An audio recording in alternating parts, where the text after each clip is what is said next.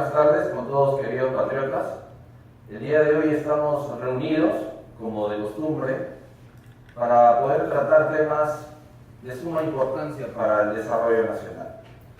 El día de hoy vamos a hablar de un tema fundamental que tiene que ver con la línea de carrera pública en todas las instituciones del Estado, la cual tiene una relación directa con el respeto que debe tener todo gobierno y quienes lo representan a las diferentes instituciones del Estado.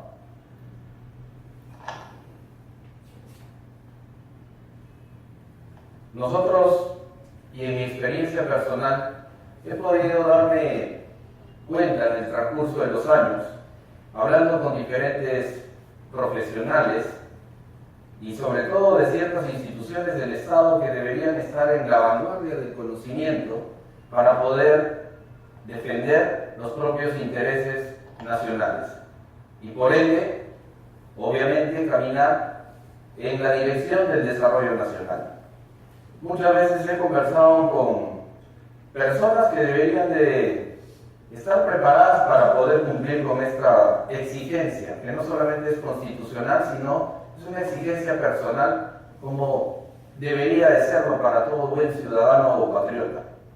Muchas veces hablamos con personas que conocen al detalle temas que no son realmente de interés.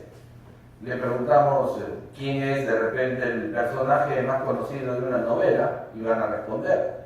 Le preguntamos quién dirige una selección de un equipo de fútbol, no nacional, sino local, y van a responder. Pero si les preguntamos cosas que son realmente fundamentales como ¿cuántos ministerios tiene el Estado peruano? Y los ministerios obviamente dependen del gobierno central. ¿Cuántos organismos autónomos constitucionales existen gracias a la Constitución Política del Perú, que viene a ser una materialización real de lo que la sociedad quiere aceptar y ha aceptado? Por eso se le llama el contrato social. Son cosas que no sabemos. ¿Cuántos artículos existen en la Constitución? Tampoco sabemos. Entonces, ¿cómo podríamos nosotros tratar de defender los intereses nacionales y trabajar sobre todo en el desarrollo del mismo cuando ni siquiera conocemos la existencia de ciertas instituciones del Estado y mucho menos el motivo de la existencia de las mismas? Nunca vamos a poder activar el brazo jurídico en algunos casos o social para poder demandar de las mismas instituciones el cumplimiento de sus propias obligaciones. Todo queda en el conocimiento de las cosas. Muchos ciudadanos, ¿y por qué hablo de los ciudadanos? Porque es el titular del poder constituyente en toda nación y que gracias a los mismos existe todo Estado, porque el Estado se ha creado con la finalidad de regular a esa propia sociedad. ¿Cómo podríamos avanzar por un sendero adecuado del desarrollo y del avance y del despegue para ser un país realmente desarrollado y potente en el mundo, como lo dice nuestro logo, por un Perú potente, Partido Patriótico del Perú? Solamente son sueños cuando uno no está alineado al conocimiento. Por eso se habla del poder del conocimiento y que depende de cada uno de nosotros, no de los otros. Muchas veces nos hacen referencia a cosas como no tengo la oportunidad. ¿De qué? Si estás sentado sin hacer nada. No tengo la oportunidad. ¿De qué? Si igual vamos a un colegio. Seguramente no se dan ciertas facilidades como en otros, pero eso no significa que no tenga la verdadera herramienta para poder lograr cosas, que viene a ser la voluntad de querer salir adelante. Como lo decía Miguel, quien estuvo aquí presentando un tema muy importante para el desarrollo de las MIPES, una idea no sirve de nada si no se ejecuta. Por lo tanto, un programa tampoco va a servir de nada si no se ejecuta. Todo va a depender de nosotros. En el Perú existen 18 ministerios. Y si consideramos también al primer ministro, hablaríamos de 19 ministros de Estado. Lo lastimoso es, como podemos ver en esa presentación, es que de los 19 ministros de Estado, 8 son economistas. Qué raro. El presidente de la República, que es el jefe de gobierno y jefe de Estado en un país republicano y unitario, también es economista de profesión. Entonces vemos claramente que el espíritu del acompañamiento de los profesionales que van a tener una posición política y de dirección de las instituciones más importantes del Estado está relacionada con quién me formé o con qué profesión tiene el jefe de Estado y de gobierno para que los acompañe en este camino tan importante y trascendental para toda la nación.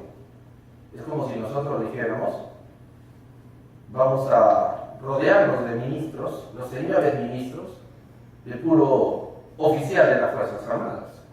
Por favor, los ministerios atacan exactamente diferentes sectores que son de interés de todo Estado, lo cual requiere, obviamente, el profesionalismo y la presencia de personas que sean formadas y tengan la experiencia en esos sectores.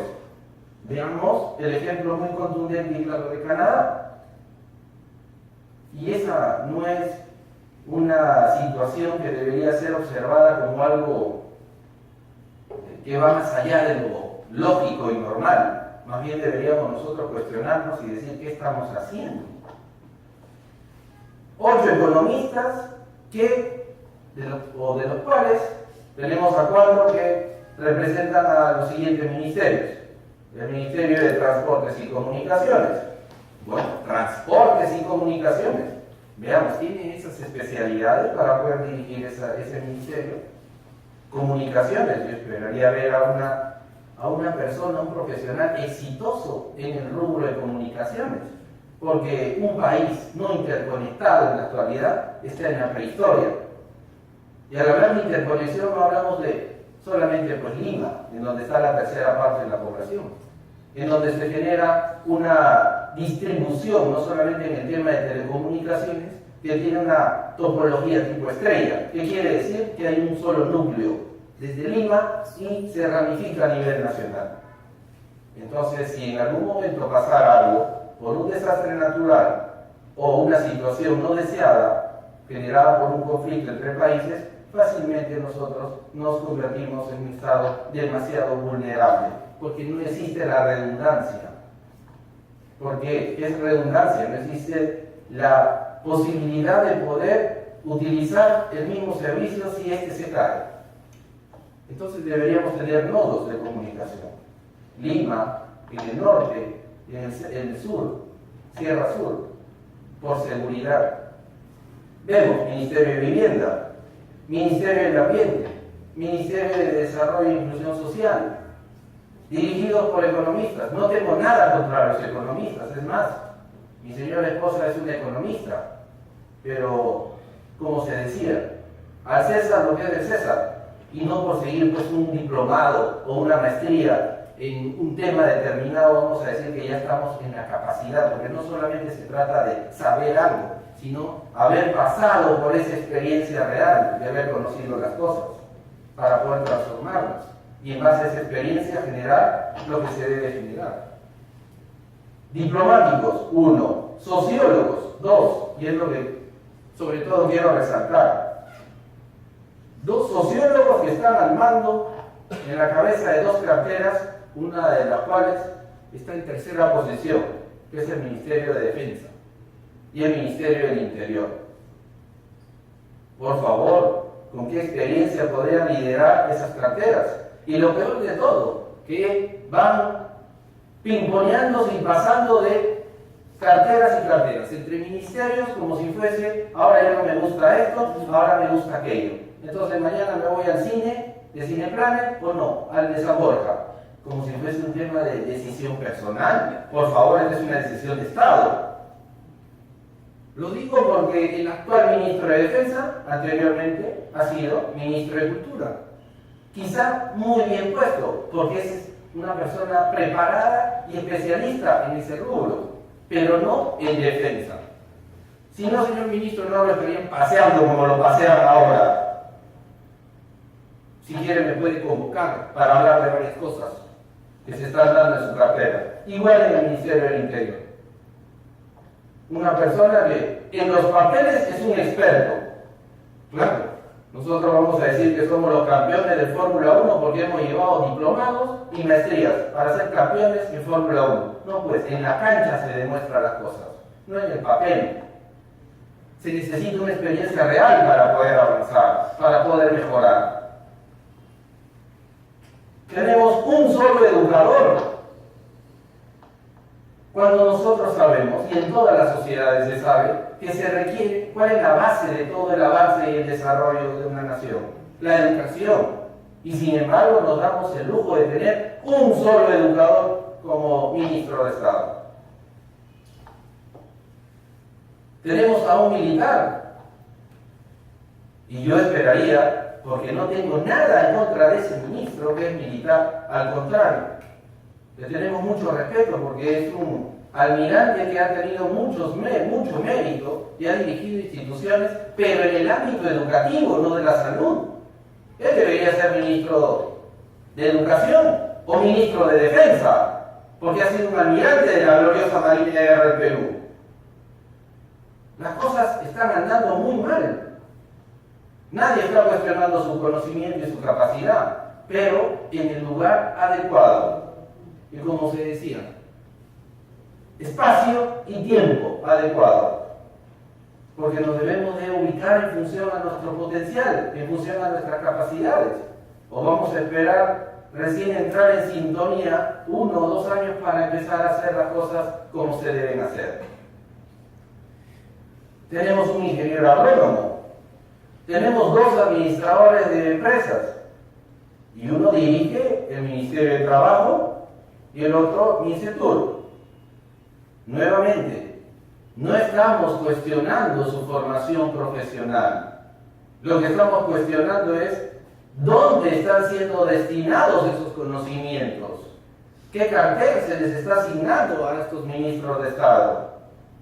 Porque muchos de ellos tienen formación interesante, no solamente a nivel nacional, sino internacional, en instituciones de prestigio.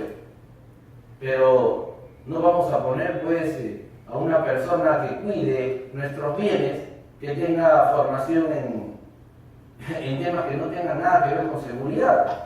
No tiene nada de lógica. Eso es lo que está pasando en el Perú y no debemos de permitir que continúe sucediendo esto. Pero hay algo que se debe tomar muy en cuenta. Artículo 92 de la Constitución Política del Perú habla claramente de los poderes del Estado. Y hay un término que se utiliza, y no solamente es un término, sino es un principio que fue utilizado y se conoció mucho gracias a un filósofo y político francés, Montesquieu, que hablaba de los famosos check and balance. ¿Qué significa? De los controles y contrapesos. ¿Pero qué es eso? Deben haber controles naturales entre los poderes del Estado, entre el poder legislativo, entre el poder ejecutivo y entre el poder judicial. Y sabemos claramente, porque en la ciencia jurídica se habla mucho de esto, uno no debe ser juez y parte, de ninguna manera. Entonces, ¿cómo puede ser posible que en la Constitución Política del Perú y en la realidad se acepte que un señor congresista, el cual fue elegido por su población votante para que los represente, dejen de cumplir esa función por la cual fueron elegidos para que cubran el puesto de ministro de Estado? Cuando el congresista o el poder legislativo debe de controlar las acciones del Ejecutivo. Yo me pregunto, entonces un congresista que es juez y parte y es parte de ambos poderes del Estado, ¿cómo va a poder ejercer y sobre todo cumplir con ese principio rector en la ciencia política de control y balance? Es por eso que tenemos los problemas actualmente. ¿Quién va a reemplazar a ese congresista que fue elegido para cumplir funciones de representación? Porque hay un vacío. Entonces no me van a decir, pero constitucionalmente está aceptado. Entonces, ¿para qué pedimos que haya 130 congresistas? Quiere decir de que de repente no es necesario que hayan 130, sino solamente 120, regresemos a varios años atrás. Si se eligen 130, los 130 deberían estar en el Parlamento y no bajo el mandato, ¿no?, del presidente de la República. ¿Por qué? Porque tenemos a una persona que fue elegida por el poder constituyente para que lo represente y pelee por sus derechos, subordinado a uno de los poderes, representado por el presidente de la República. O sea, no tiene ningún tipo de lógica todo esto.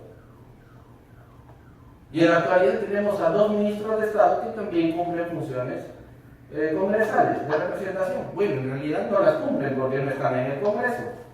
Seguramente dirán sí, van para algunas sesiones extraordinarias u ordinarias. No interesa eso. Son juez y parte y eso no funciona. Punto. ¿Por qué se habla de respeto a las instituciones? Veamos pues qué es lo que pasa en Proinversión, qué es lo que pasa en Petroperú, qué es lo que pasa en Properú y otras instituciones más del Estado. Es posible que una institución emblemática, como en muchos países del mundo, como la que es Petroperú, esté dirigida por una persona que no sea un ingeniero petrolero, que no salga de la propia organización. No existe línea de carrera en esa institución como en las demás, porque lo ponemos a dedo para que dirijan instituciones que son tutelares y representativas del Estado, que deben de cumplir una función determinada, pero con experiencia nuevamente. No puede ser posible y no debemos de continuar con esa política de que a gusto, digamos, no, ahora a Petroperú lo consideramos a mi amigo. No, ahora en Proinversión lo ponemos a mi enemigo. Vamos a la SUNAT, como ha pasado en el gobierno anterior, la primera dama, ocupando el cargo más alto en la Superintendencia Nacional de Administración Tributaria. Por favor, este no es una chacra. El Perú no es una chacra. El Perú es un Estado que se debe de respetar, de sus ciudadanos también. Y eso demanda el Partido Patriótico del Perú. No puede ser posible, no debe ser posible, no debe ser aceptado. Se supone que en Petroperú debería dirigirlo un ingeniero petrolero y de gas natural, y bien egresado de la UNI, como corresponde, y no de cualquier universidad, como está pasando actualmente.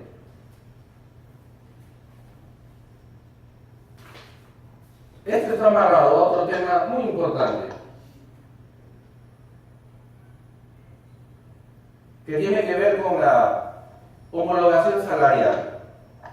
Ven claramente, año 2017, salarios en soles de algunos de los cargos más altos de las diferentes instituciones del Estado.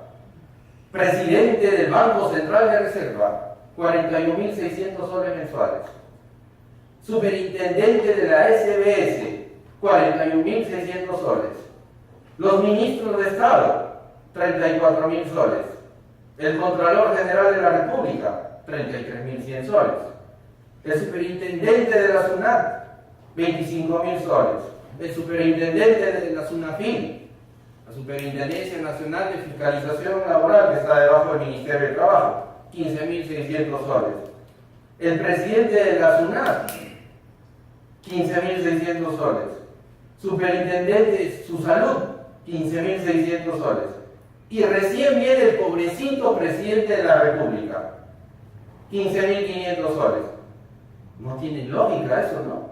O sea, el presidente del Estado, quien asume la mayor responsabilidad, que es el jefe de gobierno y el jefe de Estado, tiene menores ingresos que otros ciudadanos que ocupan otros cargos en otras instituciones. ¿Saben qué? Estamos pero en el país de la ilógica, de la sinrazón, del mundo al revés. Seguimos. Congresista de la República, 15.500 soles. Superintendente de la SUNAT, 15.000.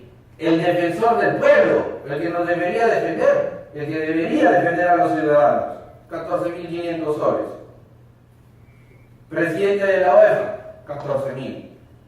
Lo más gracioso de todo esto es que usamos términos variados, heterogéneos, confusos. ¿Para qué? Para que los ciudadanos realmente no entendamos cómo funciona esto.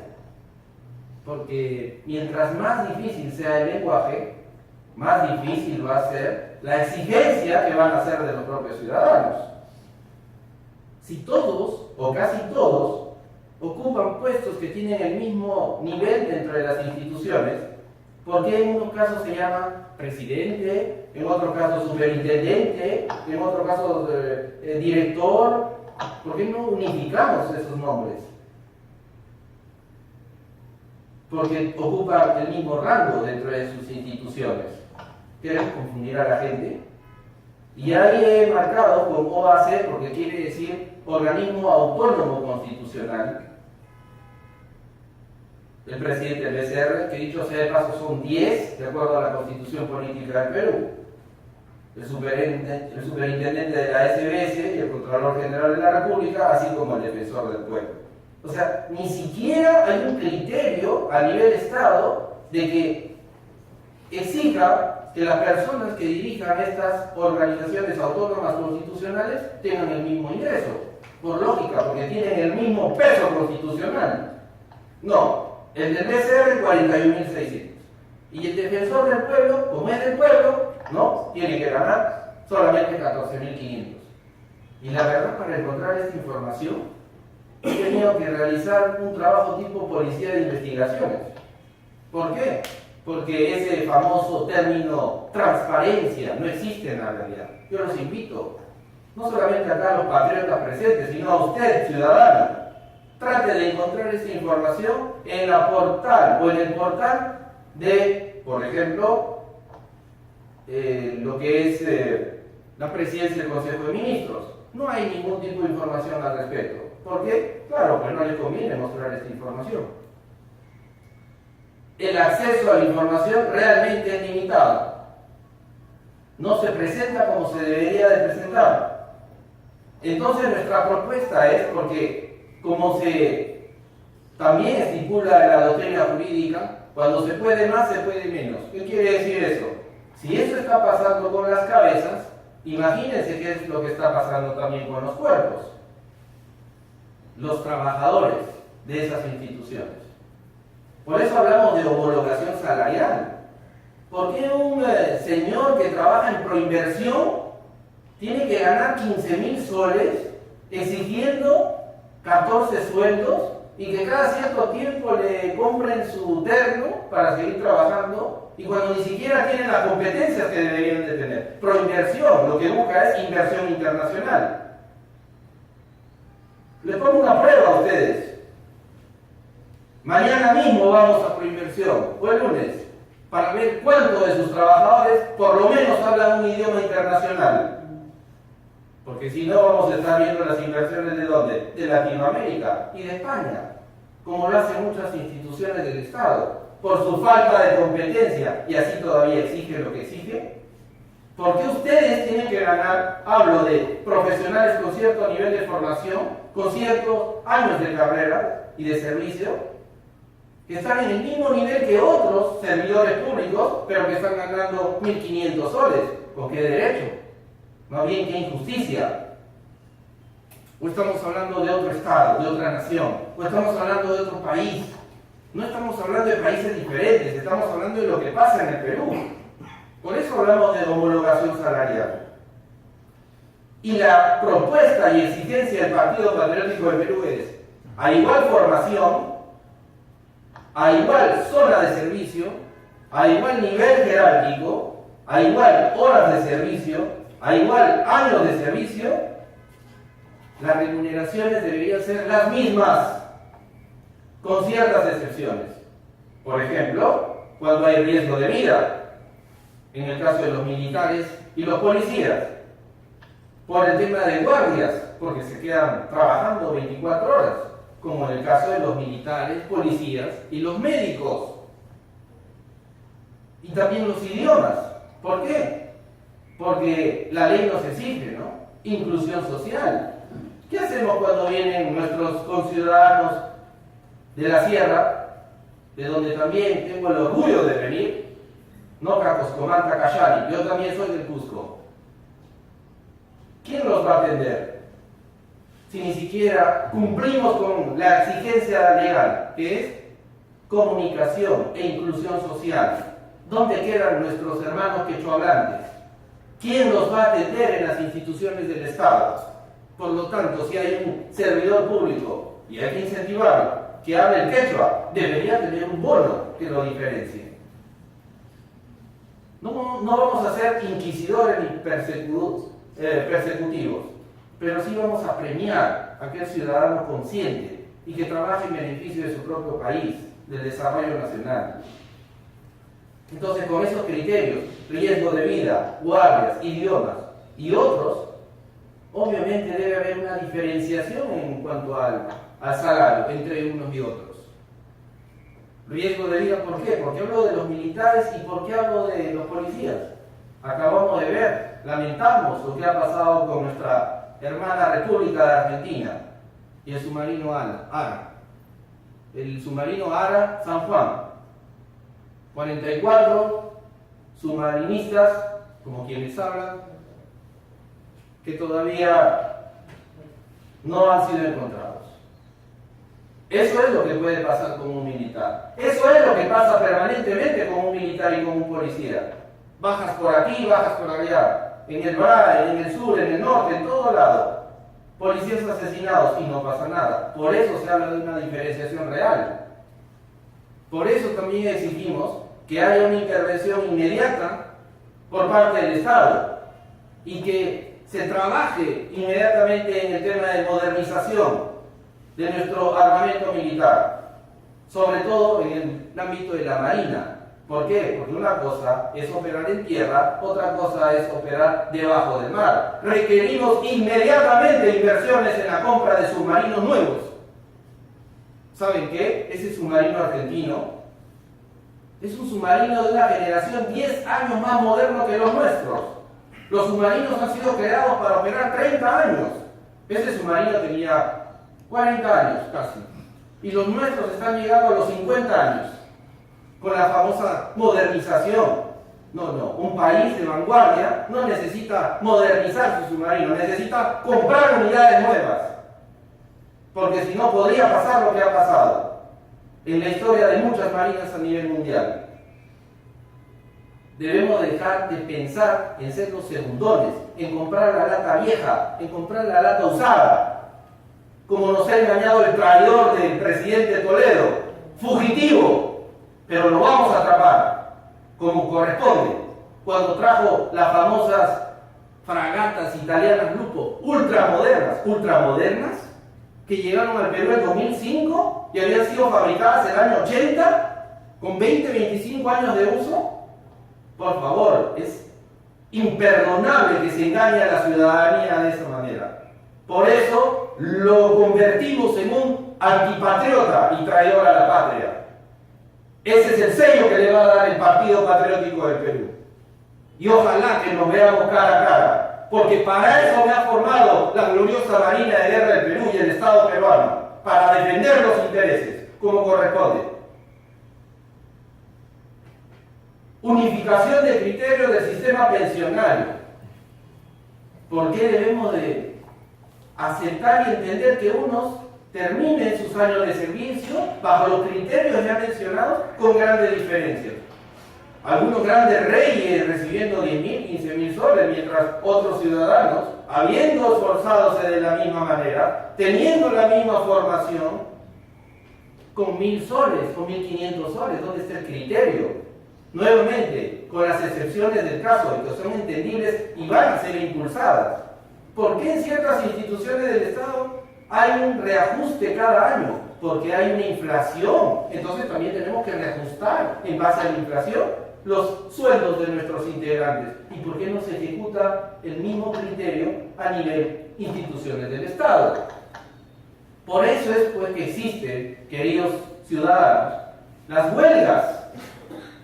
Es lógico, porque si yo veo que hay igual esfuerzo, hay igual preparación, hay igual exigencia, como servidor público. Recuerden, somos servidores públicos. No me vengan con los cuentos de algunos eruditos y famosos opinólogos que dicen lo que pasa que debemos de tener a los mejores cuadros. Por si acaso no estamos hablando de una empresa privada en el Estado. Estamos hablando de un Estado que necesita tener ciudadanos honoríficos que quieran servir a su nación. Y servir a la nación significa dar lo mejor de sí sin esperar llevarse ingentes cantidades de dinero. No, para eso no lo queremos. Váyanse a la empresa privada. Ese no es el espíritu. No nos confundamos, por favor. Hay que ubicarnos.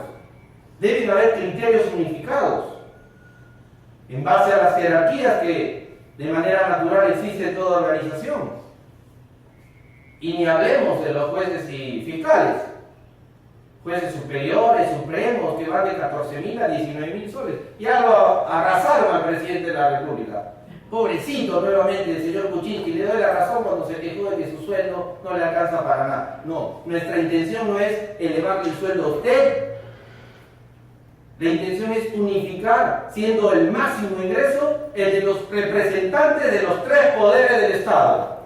Obviamente el presidente tiene que tener el mismo ingreso porque representa al Poder Ejecutivo, el presidente de la República.